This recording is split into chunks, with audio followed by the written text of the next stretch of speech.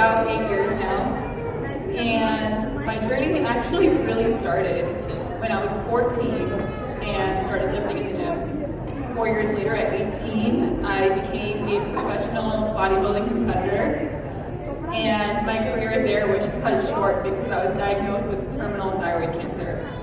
So I went from being extremely lean and fit and toned and on stage competing in bodybuilding competitions to 30 pounds overweight, having lost all my hair, my eyebrows, my self-confidence, and everything, all in a matter of weeks.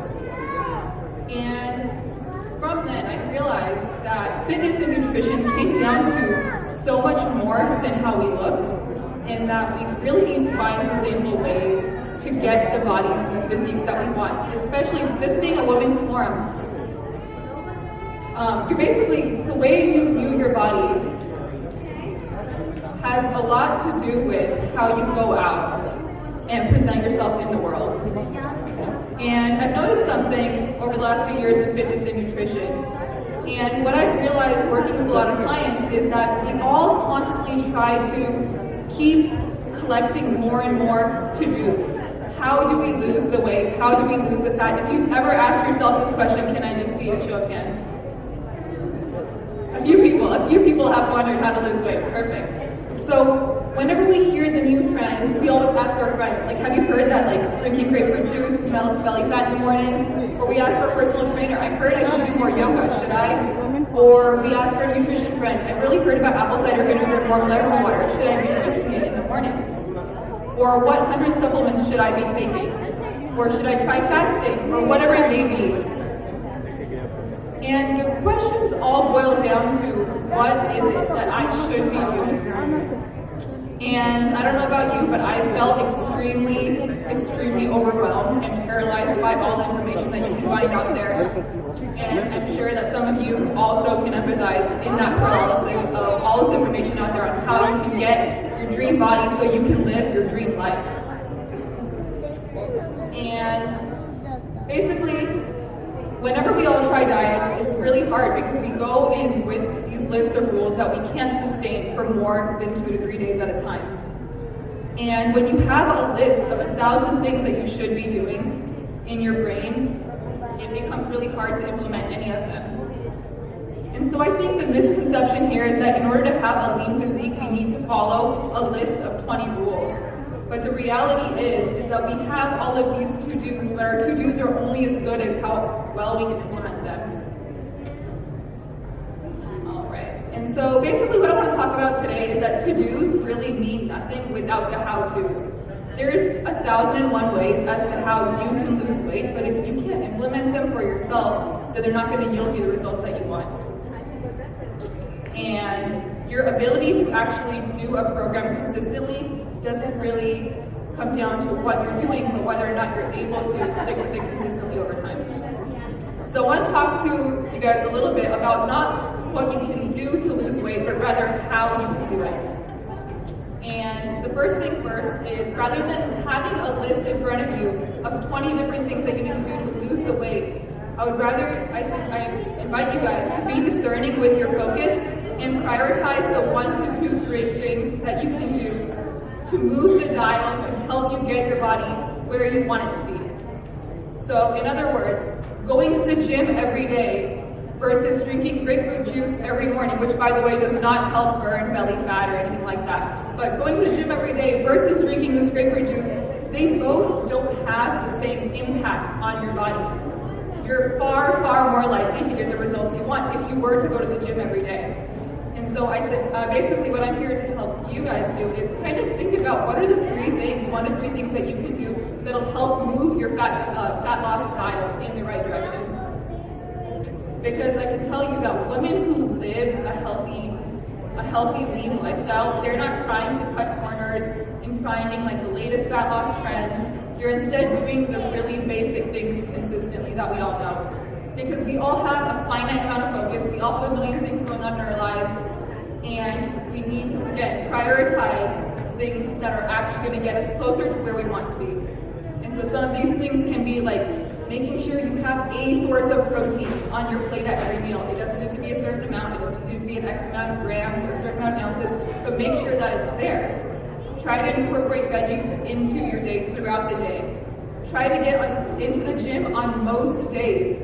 There's no need for you to get in the gym 7 days a week, but set your goals small and try to get in there 3 times a week, even if it is for just 20 minutes at a time.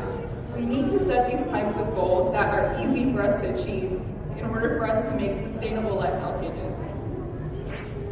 And when it comes to diet, what I really want to speak to is rather than following dieting rules, so to speak, what I like to follow are daily nutritional commitments.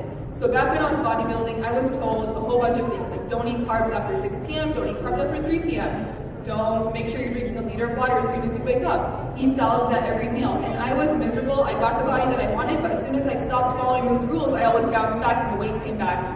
And so what I, again, invite you guys to do is think about, instead of looking at nutrition as rules, think about what 3 commitments that are very easy to follow can you implement into your day-to-day life. And I'll give you an example by sharing some of mine.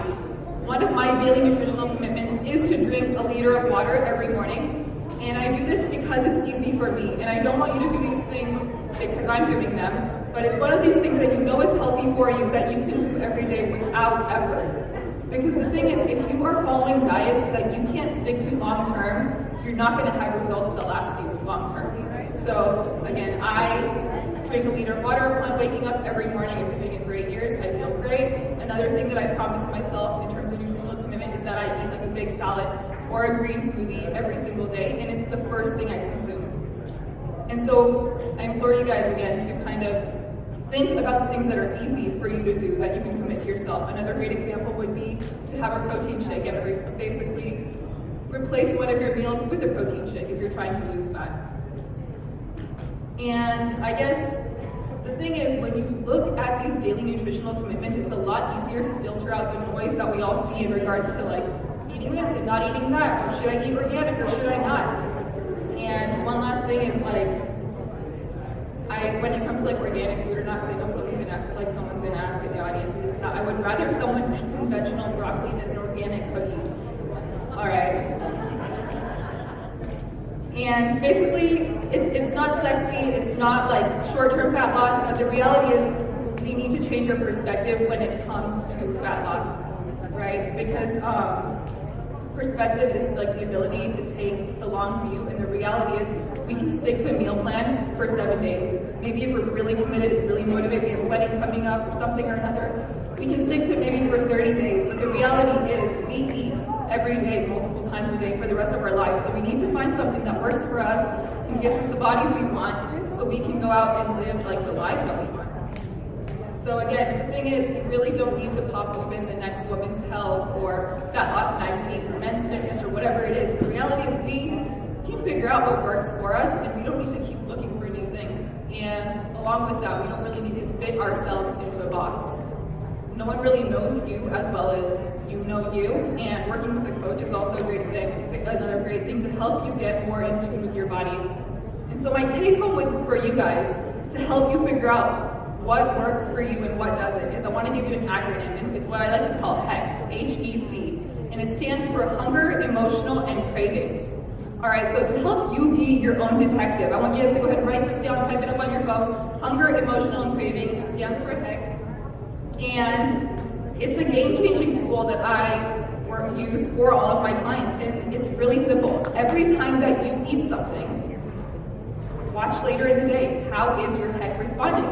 Are you more or less hungry because you ate that food?